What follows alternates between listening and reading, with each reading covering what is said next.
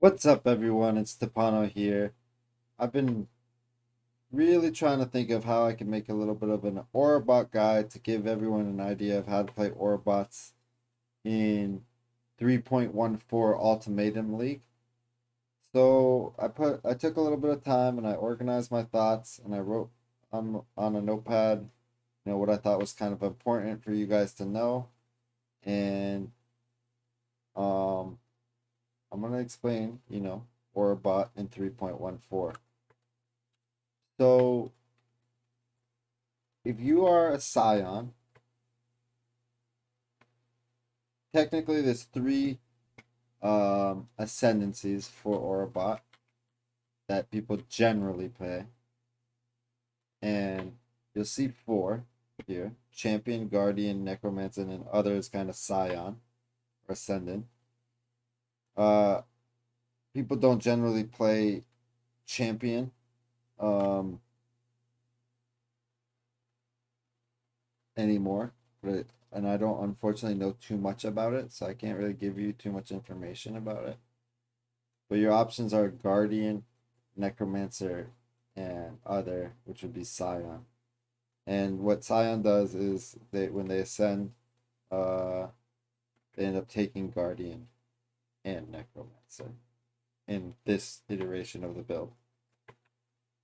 So what this is telling you is if you start as a Guardian, you have access to the most aura effect out of these three bottom builds.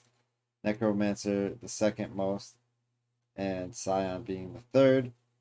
However, Scion gets both the benefits of Necro and Guardian, and Necromancer offers a benefit. If you click into Necromancer, they offer a benefit that says uh, they get 5% aura effect right here. And if you read a little bit more, it says 2% increase attack and cast speed. Oh, whoopsies. Auras from your skills grant 3% increased attack and cast speed. You and nearby allies deal 30% increased damage as well. This is the most buff, most most damage that you could give to your allies via an ascendancy. Um, so at this moment in time, if you want to give the most possible damage, you'd go a Necromancer. Guardian, however, has some really cool mods where they just have, they generally just have this is their passives. They have aura effect on their passive and their, armor, ES passives, block passives. But then they have some other their notables are pretty cool. They have auras from skills grant physical reduction to you and your allies. Well, physical damage is really hard to mitigate in this game, so if you can give your allies physical damage, it's really good. Nearby, you and nearby allies share charges. Well, that's pretty useful because you can use flasks to give your allies charges and other things like that. And I really like Time of Need. Time of Need reduced effective curses on you every 4 seconds. You regenerate 30% of your life over 1 second. It's really, really powerful, making you very, very tanky, not easy to kill. You can also give your allies, I believe, Intimidate and Unnerve. You give your allies 20% increased cast speed and movement speed, and Intimidate or Unnerve. So pretty decent. But in my version, I went Scion.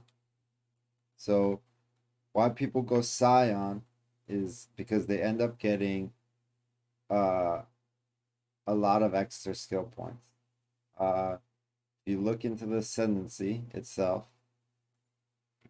when I go here, I get attributes and attributes, but then I get one skill point here, one skill point here, one skill point here, and two. So I get 5 skill points.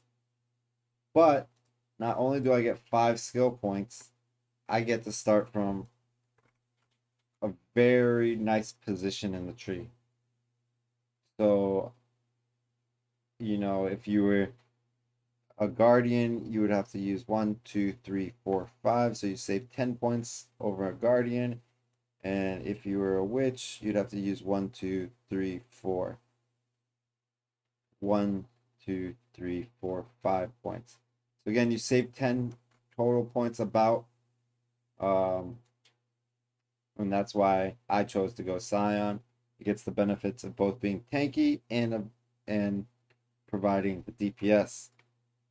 Now you know the benefits of both ascendancies I talked about before. We can look at Guardian and we don't get 80% reduced effective curses. We only get 25%. But we do get the whole mod. Auras from your skills grant 1% physical reduction, and we get the regeneration over 40 seconds, and we get to share the charges with allies. You lose the Intimidate, Unnerve. And with Necromancer, we have auras from your skills grant 2% increased attack speed. So we lose 1% as opposed to having the 3%, we have the 2%.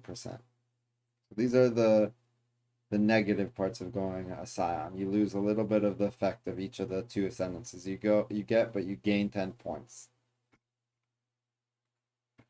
So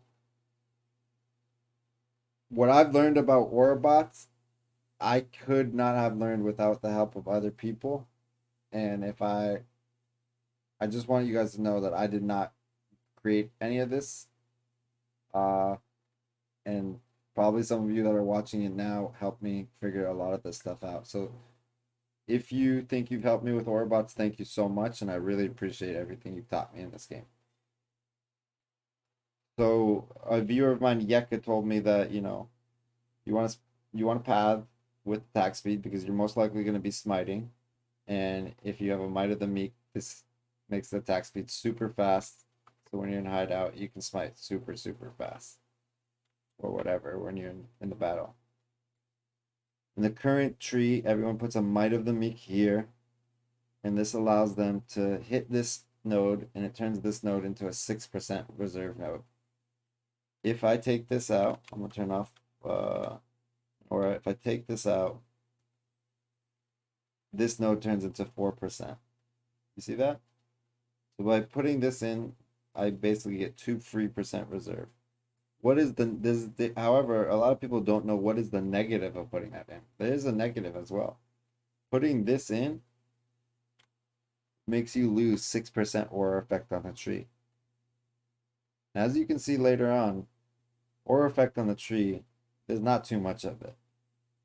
Taking away aura effect on the tree might not be the best idea, but in the current tree, in the current way I have it set up, this Mite of the Meek turns these 4 ES nodes into 9%, where they should be 6%, and turns this 4% node into 6% and makes me have more speed.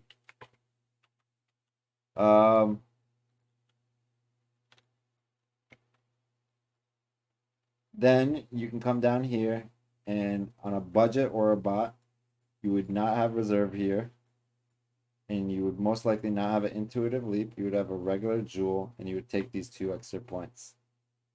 Now, on a very good aura bot, you would have reserve on this, and you would have this jewel here. What it allows you to do is skip the area of effect cluster, or the area effect passive and the intelligence passive, allowing you to get the reserve and the aura effect, saving you for taking 2 points that were useless, and points, as you can see, are going to become very useful, which comes next. So then as you make your tree, you're going to come down here, and again, I don't think you really want to start an aura bot. You're going to want to respec to something like this after, because as you can see, there's not too much other than attributes and clusters, and you don't have access to those early game on League Start, so I don't recommend aura bot on League Start. So on a starting tree, you would stop here, and you would come up here to the jewel sockets, and you would try to shove 1% reserve jewels This is an Act 7 reward, I believe, and you can get it with reserve mana for fairly cheap if you snipe it. If not, you can look for other cheap uniques with attributes or something on it, and you want to fill in your tree with reserve jewels. On a budget or bot, you're gonna want to use 8 passive large cluster times 2, one here and one here, and it's gonna give you AoE, and it's gonna give you Vengeful Commander, and it's gonna allow you to put 2 large clusters in onto both. As you get money, you're gonna try to fit in a third large cluster possibly, or you're gonna upgrade to voices in whatever order you think best. But I believe possibly going 3 large clusters first, or doing a mix and match. There's no real right way to do it. You're gonna need to balance the benefits and the negatives. So why are we shoving these clusters in, and why are we just directly going from our tree right to the jewel sockets? We're basically ignoring almost everything else. In this tree, you don't need to even worry about this red circle, because you don't need to use this Lethal Pride. I can tell you what it does later, but you just need this jewel socket. You do not need this point, and you need energy shield. Then you're going to these clusters. Well, why are we doing that? It's so that we can slot in the aura cluster jewels. Aura cluster jewels have been notoriously nerfed league after league after league. And, as soon as I make this video, they're going to patch them and they're going to make new ones. And unfortunately, the video is going to become out of date. But in the current state, there's a lot of options. But a very nice budget aura cluster is first among us, replenishing presence on the most possible passives possible, which is 6. And what this does is it gives us 3% aura effect. We're just going to count 3 plus 6 plus 6. So 12 plus 3 is 15. 18, 21 aura effect, okay? Well, that's not the best, but that's really, really close in the current state. So 21 aura effect, and you have 1, 2, 3, 4 on a. We're just gonna skip one. We're just gonna pretend you're using large clusters. You have 6 of them. That's pretty impressive. That means you have 6 spots for jewel sockets to put reserve on them. And it gives you a lot of room to boost your party with aura effect, and lower the cost of the mana of the auras that you're gonna reserve. Now I showed you that this Conqueror's Potency is a great jewel. It gives you aura effect and reserve, and because it doesn't do too much more than that, it can be pretty cheap. But the one that is going to be kind of pricey, and even on a budget aura bot, it can be pretty helpful, is this one, and it's Conqueror's Efficiency. Now you can most likely get away without getting it with reserve. But it's generally a cheap unique. So if you buy a bunch of them, and I think it's 1 in 50 to hit reservation of skills, I would highly recommend this one, even in the budget build, if it's not too expensive.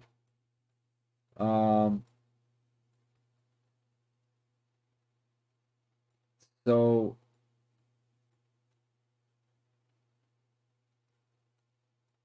to properly reach breakpoints that are, pretty key to being, a non-budget aura bot, is you need 200% total aura effect on your tree. So if you have POB, and we can do this real quick, at the building. It's gonna probably take me a second because I don't like to use this program too much, personally. But I figure if I want to do it for you guys, I gotta start being better at this.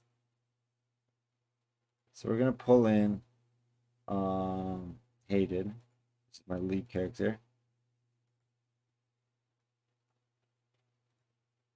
And we're gonna go to calcs. And that's your calcs. And basically, it says 3.27. So if we add this all up together, you have 100% aura effect, and then you add 200% to it, it becomes 3. So, or 300% or 3.00. And in my current build, I have 3.27 aura effect. So, what happens at 200% aura effect or 3.0 aura effect mod? Well, if you mouse over your purities, purifier, at the bottom there it says you and nearby allies gain 5% additional maximum fire resistance. Now, normally on a build you're at 75 resistance. Well, 75 plus 5 means you're at 80 maximum resistance, which is great. However, you want to the maximum resistance in this game for someone to have is 90. And how can you get the 90 resistance? Well, you need that. You need to get the 3 times aura effect that POB says I have, or 200% aura effect in game. So you have, we had 21. This is not 21, but we're just gonna say it's 21. We're just gonna say 40, 100, 160, 170, 180, and then the tree. That's where I get my 200%, right? And then a little bit more. And when you get 200%, you add the 200% effect is basically the 3 times multiplier, right? And 5% becomes 15%, right? If you look in game, I have 90 all res. To hit that 90 all res, you're going to need 200% aura effect in game. And as you don't need to have that right away. You're never going to have that right away. But you're going to want to maximize your aura effect. So you're going to want to fill out these large clusters. You're going to put these mediums in them. If you can't afford the 6 passive clusters, you can get 5 passive clusters. It's just not going to have as much aura effect. You're going to eventually work into CI. You have reduce effect here and aura effect here on the tree. You have a bunch of reduce effect here and a little bit of aura effect here. You have aura effect and reduce here on the tree. And then I'm not really giving a Shav's guide to Orabot, even though that is probably viable. I just don't think it gives enough damage. And then if you wanted to give a lot of damage, the investment, it probably would be better used elsewhere. But there is 3 base right now in terms of unique armors. There are 3 armors people tend to use on Orabot. One's Shav for very, very beginning league Orabot. Another one would be Victario's, and some people say an end game one would be the Avian chess piece, and they have a very, very min-maxed attribute stacking Orabot that uses the synthesis helm to provide more damages and auras through the helmet itself and not through gems. So I hope the tree explanation helped make it clear and stuff. And I did do this, so let me just go through this. What is an Orabot? An Orabot is someone who generally only uses auras with very high aura effect to boost team members. There are offensive auras and there's defensive auras.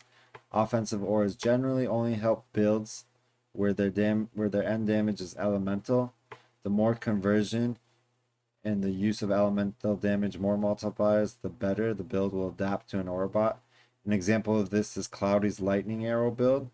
The converted physical to lightning to cold highly benefits from wrath and hatred, where a fizz to cold conversion build only benefits from hatred. Wrath doesn't really help it at all. Aura bots can boost builds that do not do elemental damage, but the amount of auras that are offering a DPS increase is significantly decreased. So like if I'm gonna boost a damage over time build, I can only give it malevolence and a few other things like clarity, keep its, mana up so it can keep casting or attacking. There is new technology, however, that introduced in 3.14 called Cruelty. Cruelty is a gem that helps you scale the on-hit damage with damage over time builds. You take the on-hit damage and it turns into damage over time. These offensive auras generally are Hatred, Wrath, Haste, Precision, Clarity. Optional ones, Anger, Malevolence. Early game you use anger, and then middle game you take it out, and then maybe end game you put it back in. It's a very weird aura.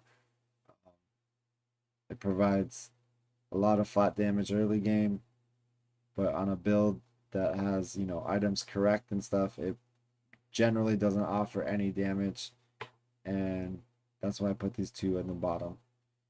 Defensive auras. You have purities, lightning, ice, and fire, and I explained how those work. Vitality, discipline, determination, and grace. Vitality does not work with Sky Force, and this gem on the and this notable on the tree, Zealot. So if you plan on using Sky Force, do not use Zealot. So I repeat, do not allocate Zealot. So whatever you do. So Vitality regenerates your life. And if you have life regeneration in Path of Exile and you take the node Zealot's Oath, that life regeneration is applied to Energy Shield. If I get hit, I will regenerate my life like you guys regenerate your life, but it's my ES instead. Discipline. Discipline gives me more ES, makes me tankier. If I'm with a carry that is ES based, it will give them more ES. And if my carry is not ES based, it will still give them a big shield of energy shield to protect them from elemental and physical damage. Determination gives me armor, and grace gives me evasion. Now, to confuse you guys even more, there is alternate versions of every one of these gems, but I'm not going to explain those right now in this video. Other than that, this is my aura bot from the league. I think, the 20-minute video kind of explains a good amount about aura bots. But I'm kind of interested to see what you guys think, if this was helpful at all. I didn't really even go over the gear yet, but I did go over the tree and the general stuff about the aura bot. I think in a couple days I'll make the second video about gear choices that you can use, and we can go through PoE Ninja and look at what people are doing with aura bots and what people aren't. So I really want to thank you guys for watching this video, and if you do have a chance, hit the like or subscribe button, and please, if you have any questions about aura bots, just ask me below. Thank you so much.